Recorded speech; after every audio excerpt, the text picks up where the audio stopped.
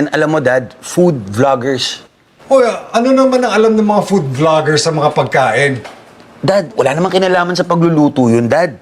Ang kailangan natin yung mga followers nila. So, Dad, pag in-invite natin yung mga vloggers at magustuhan nila yung mga pagkain dyan sa food court natin, ipopost nila sa social media yun. Eh, di marami makakakita. Pero hindi eh. Hindi masyadong... Siyempre, dapat ang iniimbita mo yung credible na may alam sa pagluluto, may alam sa pagkain. Yung alam mo magiging potential customers mo, yun dapat ang tinatarget natin. Oo nga, Dad. Pero ang problema, ano naman ang magiging... Ang gagamitin nila, wala naman silang social media, wala naman silang followers. So, paano nila mapopromote yung food court natin? Alright.